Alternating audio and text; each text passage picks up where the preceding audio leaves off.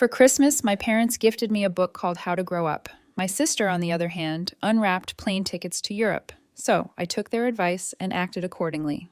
By the next morning, they were calling in a panic. Now I know what you're probably thinking. Maybe it was a sweet book, an uplifting memoir full of hopeful lessons and a soft pastel cover. But no, not even close. It was a flimsy paperback featuring a cartoon woman in her 30s clutching a juice box and a glitter wand while overdue bills fluttered around her head. The subtitle, Stop Being a Toddler in an Adult Body. Charming, right? It was the kind of book HR departments hand out at mandatory training sessions, the type that comes with a wink and a smug, "This reminded me of you." Except this time, my parents weren't joking. My mom was already halfway through telling my sister how she had also bought a copy for a coworker who still uses smiley faces in professional emails. Gasp. The horror. Meanwhile, my sister was busy tearing open a glossy envelope from beneath the tree. It was thick, cream-colored, and practically radiating importance. I didn't need to squint to spot the airline logo across the top. Barcelona. She let out a dramatic gasp. Seriously? My parents lit up with pride. "We thought you deserved another opportunity to grow your international network," my dad said, sounding more like he was sending her on a peacekeeping mission than sponsoring her third research trip of the year. "To help your career flourish," my mom chimed in. Then, as if it had just crossed her mind, she turned to me and added, "And maybe this book will help yours take off too." I smiled. I always do that when I'm trying to keep from crying, screaming, or laughing in a way that might be interpreted as unwell. I wish I could say this was the first time something like this had happened, but if my life were a holiday movie, it'd be called A Very One-Sided Christmas. Last year, my sister received a brand new MacBook for school. I got a laminated to-do list for reorganizing the garage, written by hand, in Comic Sans. I'm used to being the afterthought. I work full-time at a kindergarten. It's loud, sticky, occasionally unhinged, and unlike my family, it never tries to pretend it's something it's not. My days are spent comforting tearful kids, mediating toy-related hostage crises, and pretending not to notice when someone eats glitter glue. I used to work children's parties on weekends, too. Balloon animals, fairy wings, the full magical package. "You're the only person I know who owns 6 pairs of sparkly wings and still no winter coat," my sister once teased. My parents always referred to it as the clown job, even though I've never, ever dressed as a clown, because I have standards, and I also care about the emotional well-being of children. I don't do as many parties these days, not because I've grown out of them, but because I don't have the time. Most of my weekends are now spent watching my sister's daughter, free of charge, of course. Because, as my mom likes to say, it takes a village. Apparently I am that village. The whole thing. The babysitter, the therapist, the emergency contact, and the stand-in pediatrician when the real one's out of town. So when they handed me that book, with its smug little cartoon woman throwing a tantrum, I didn't say anything. I didn't cry. I didn't flip the coffee table, or dramatically storm out, like I might have fantasized about on particularly bad Mondays. I just smiled, and then I took a sip of the lukewarm cocoa I'd made for everyone and wondered how I could be 31 years old and still feel like a 10-year-old in my own family. After the gifts dinner happened, it was one of those potluck-style meals where my contributions were homemade and heartfelt, and my sister brought store-bought cranberry sauce that still got more praise than my rosemary roasted potatoes at one point. My dad actually said, "Wow, Amelia, this cranberry sauce is delicious. Did you make it yourself?" She blinked. "No, I literally opened a can." He laughed, like she just told the joke of the year. "You've always been the practical one." I nearly choked on my potatoes later. I offered to help clean up, of course. And my mom handed me a trash bag and said, "You've always been good at this stuff. That's what I admire about you. You're not too proud to do the little jobs I wanted to." Ask what they thought my job was. If taking care of 25 preschoolers and keeping them from biting, gluing, or beaning each other with toy dinosaurs wasn't real enough, then what was? But I didn't, because this was Christmas, and because I knew the answer. They didn't see me as grown. They saw me as dependable, cheerful, silly, the helper, the extra set of hands. I wasn't ambitious. I wasn't important. I was nice, and nice people in this family got assigned cleanup duty that night. I lay awake staring at the ceiling of my tiny rented room above a nail salon. I could still hear the giggle of my niece from earlier when I'd made her a reindeer puppet out of paper plates and red pom-poms. Her laughter echoed louder in my chest than anything my parents had said all day. That's when it hit me. They gave me a book on growing up, like it was some clever little jab, but maybe they were right, not in the way they thought, not in a get a real job kind of way, not in a stop acting like a child kind of way, but in a start acting like an adult who deserves respect kind of way. So I got up, brushed the glitter off my floor, sat down at my desk, and I started drafting a message, just a simple one, kind, polite, firm. No passive aggression, no sarcasm, just clear boundaries. I let my sister know I'd be stepping back from regular babysitting starting in the new year. I was happy to be an aunt, but I couldn't continue giving up every weekend, especially not when it meant sacrificing my time, energy, and sanity. I also informed her gently that I would no longer be contributing to her travel fund or tuition. I had my own future to plan for. I wished her well, told her I believed in her dreams. Then I sent a second message to my parents, thanking them for the book, letting them know it had really made me think. I didn't say anything about how it made me feel. I didn't need to, because the next morning their calls started, and I let them go to voicemail. As I had work, as I had kids who actually saw me, as I had a life, and because for the first time in a long time, I was finally growing up on my own terms. I didn't expect a standing ovation or anything, but I also didn't expect 6 missed calls, 2 voicemails, and a group text from my mom that said, "We're just very surprised this feels out of character. Please reconsider for the sake of the family." Out of character. You know what else was out of character? Giving your child a passive-aggressive self-help book as a Christmas gift and expecting her to keep washing your dishes and raising your other child like a living nanny with glitter allergies. But sure, I was the problem. Now I didn't answer. Not that day, not the next, either. I figured they could sit with it. They were big on natural consequences. When I was a kid, seemed fair to let them experience one. The irony is, if you ask my parents or even my sister, they'd probably tell you. I had a perfect childhood stable home, no screaming, good schools, no tragedy to pin anything on. What they never noticed was that some of the deepest bruises don't leave visible marks.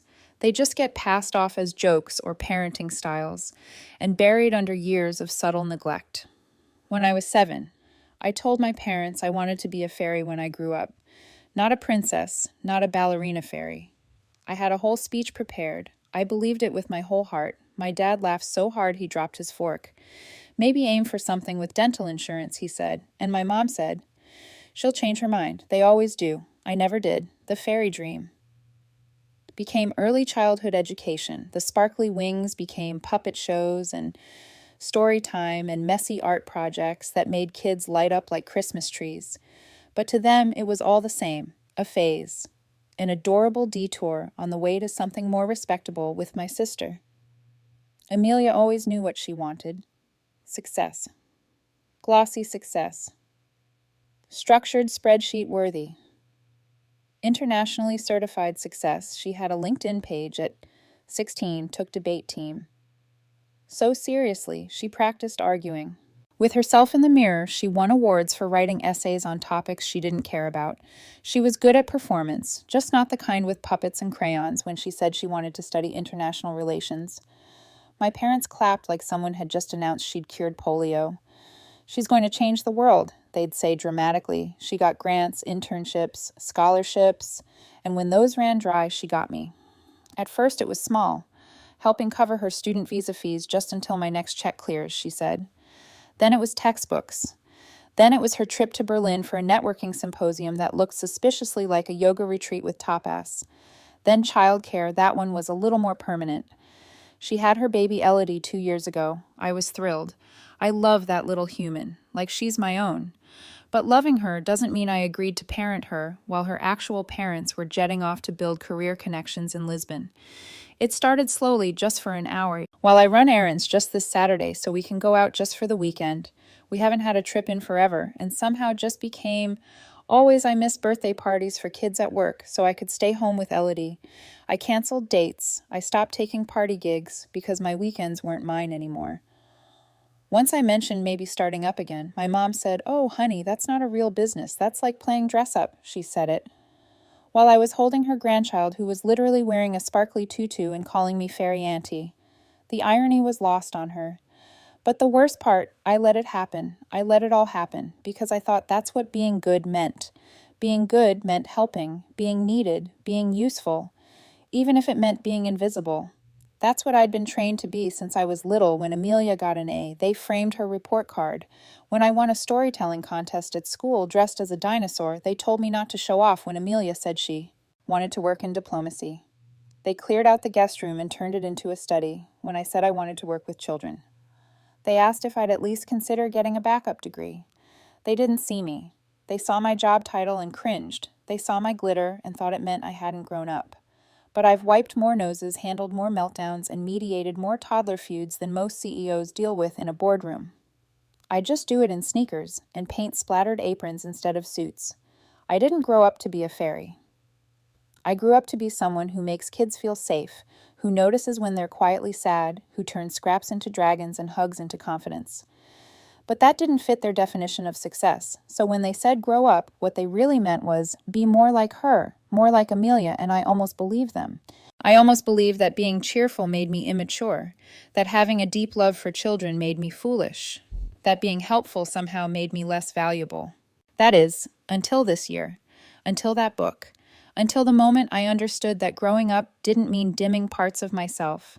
It meant embracing more of who I truly was, only with boundaries. So I started carving out space for myself.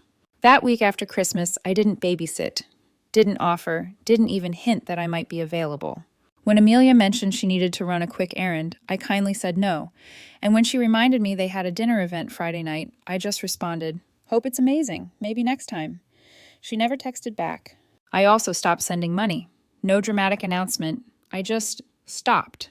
No warnings, no explanations. I let the silence speak for itself. And by Thursday, judging from the texts I got, it had spoken loud and clear. "Emma, you've always been so giving. It stings a little that you're choosing now to pull away." Dad. "We're concerned about you. This sudden distance is worrying." Amelia. So I guess that was it. I was on my own now. Funny how the moment you stop being everyone's unpaid assistant, they act like you've gone rogue. But here's the truth. I wasn't withdrawing. I was asserting myself, claiming my time, protecting the joy I'd been slowly draining just to keep everyone else content. And somewhere in that shift, I started laughing again. Not the forced, polite kind of laughter, not the smile through the burn type, but actual, body-shaking, genuine laughter. Like when my coworker spilled juice on her pants and turned it into a spontaneous water safety demonstration. Or when one of my students said, "I love you more than jelly beans, but not more than outer space." That kind of joy doesn't come from always being agreeable. It comes from honesty, from choosing the kind of grown-up you want to be, even if that means owning 6 pairs of fairy wings and keeping a glitter inventory in a spreadsheet. The first real wave of panic came in the family group chat. "Mom, quick question. Are you available this weekend to watch Elodie? Amelia and Marcus have plans. It won't take long." Me. "Sorry, I've got plans." Amelia. "Plans? Or one of your fairy parties?" Me. "Neither. Just unavailable." Dad. "That's disappointing. We were really relying on you." Relying on me? Like I'm a microwave or a shoehorn? No mention of the 100 weekends I'd already sacrificed. Just the assumption I'd always be available. But that weekend I went to the zoo. Alone. And I had the time of my life. I fed giraffes, ate overpriced cotton candy, and cracked up when a toddler chucked a shoe into the meerkat exhibit and declared, "That's my offering." Nobody asked anything of me. Nobody accused me of being childish. No one handed me a baby and said, "Be a good girl and watch her for a second." I didn't even share it online. I kept it all for myself.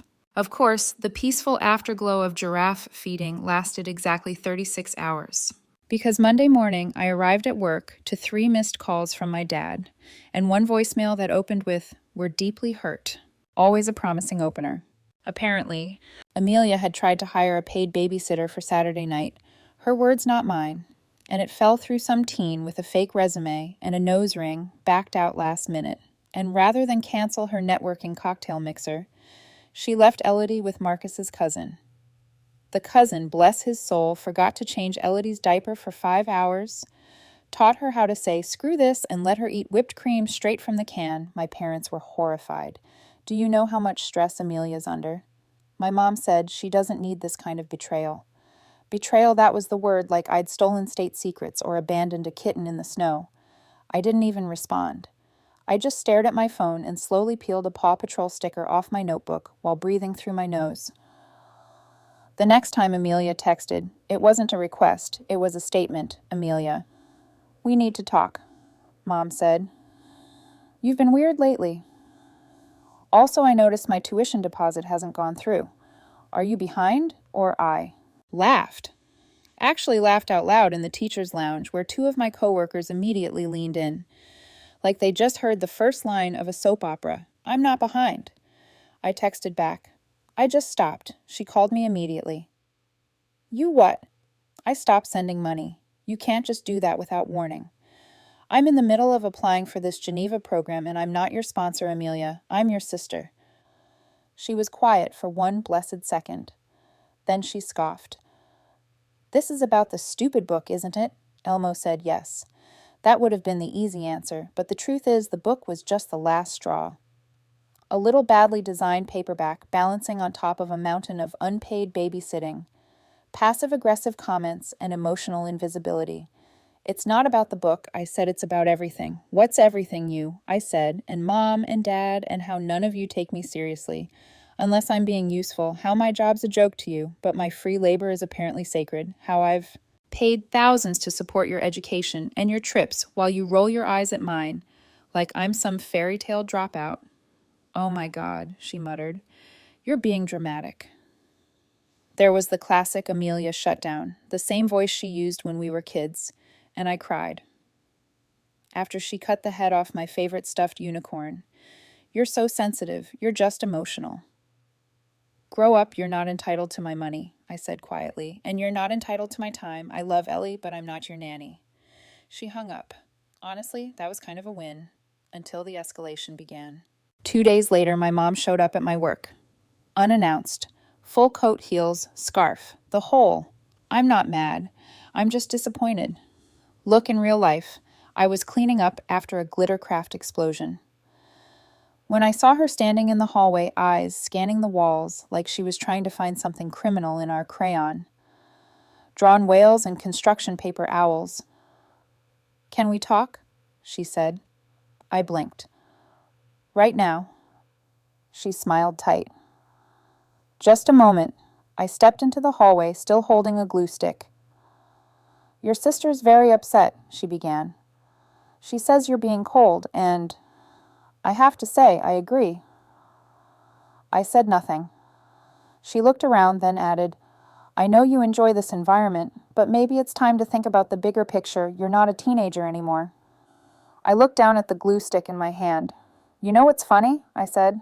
"Every day I tell my kids that their feelings matter, that they deserve respect, that it's okay to say no." She blinked, and I really believe that, I added. "Even if I have sparkles on my pants while I'm saying it." She stared at me, like I just recited Shakespeare in ancient Greek. "I'm not being cold," I said. "I'm being clear." That's what growing up means: setting limits, protecting your peace, choosing how you want to live, and abandoning your family. "Oh," I said, just stepping out of unpaid servitude. She opened her mouth, but I walked back into my classroom because snack time was sacred and my kids didn't judge me for not buying plane tickets to Europe. The next few weeks were quiet, tense, weirdly quiet. No requests, no invites, just silence until the party. Elodie's birthday.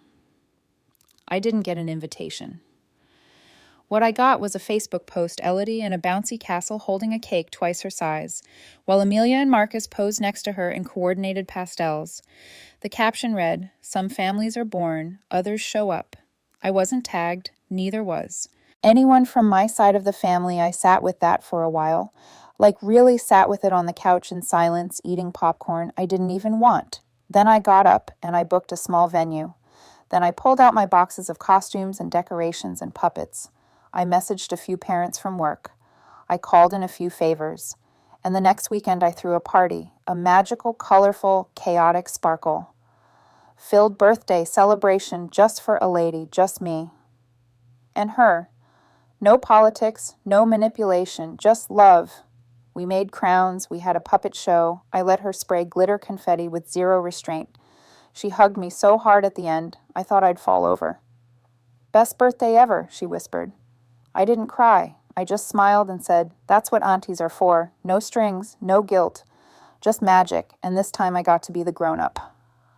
The trouble started with a voice note. It was barely 10 seconds long. Sent to Amelia from Elodie's iPad, which she mostly used to watch cartoons and accidentally call random. Contacts in the background. You could hear her tiny voice yelling, fairy party, no boring party, no boring cake, and then just barely audible my laugh. She'd been reenacting her birthday weekend ever since it ended, running around in the sparkly tutu I gave her, holding up a glitter wand, demanding more sparkles, and asking where the singing dragon went.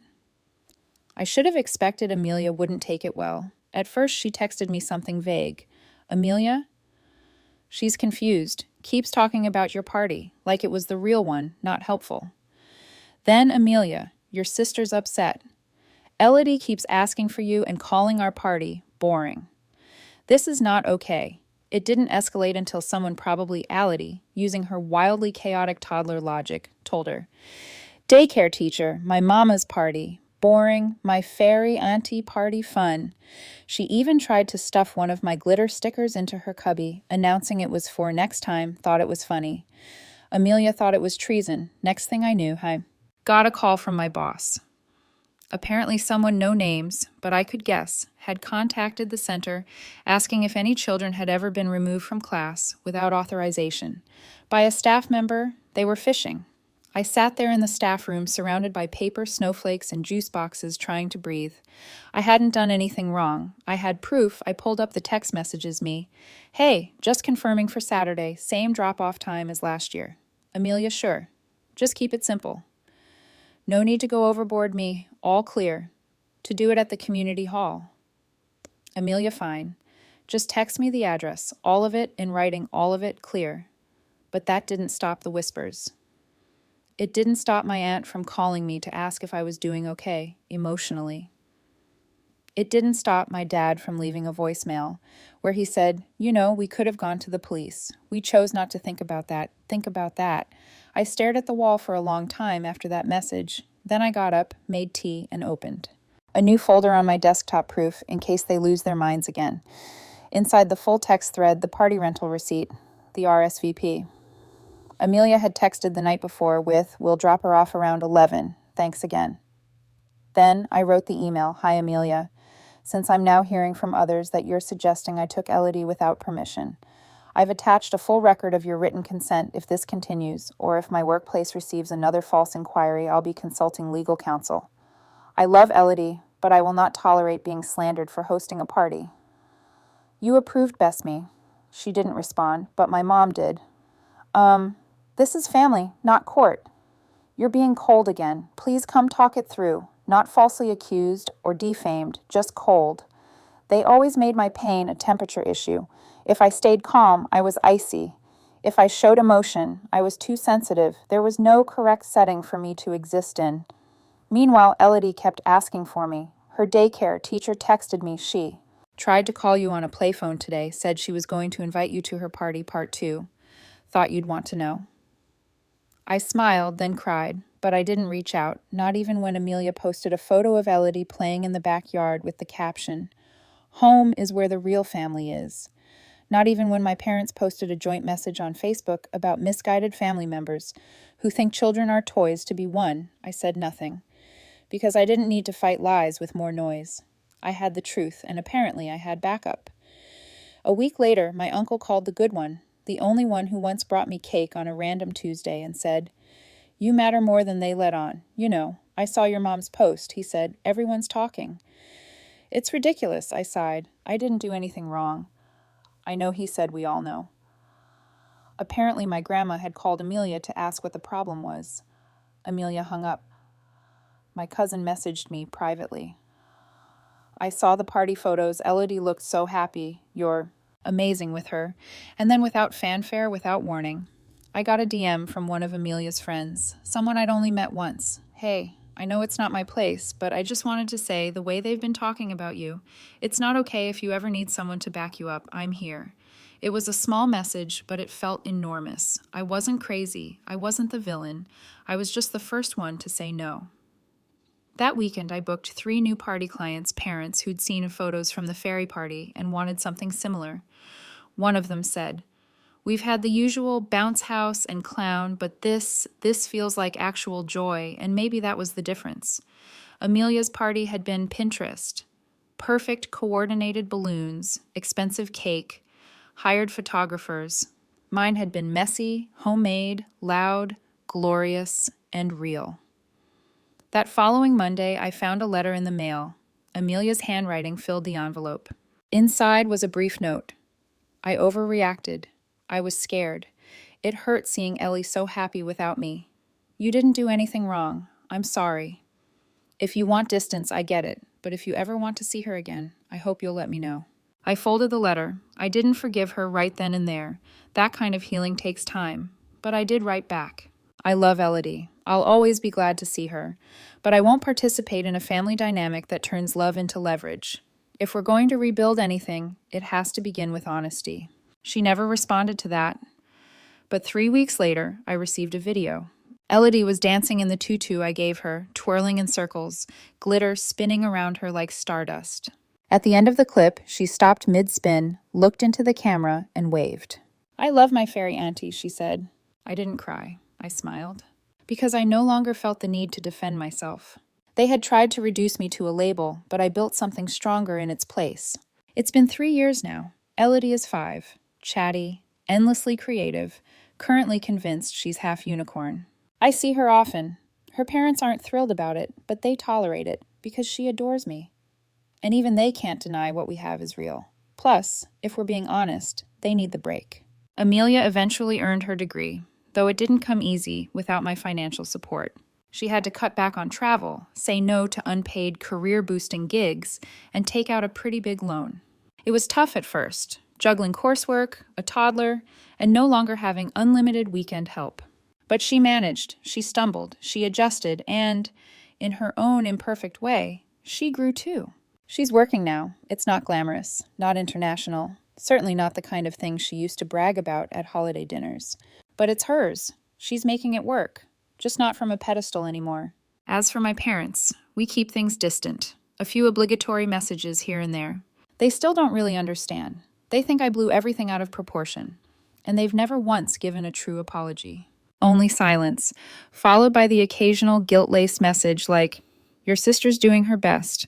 We all miss how things were." But here's the truth, I don't.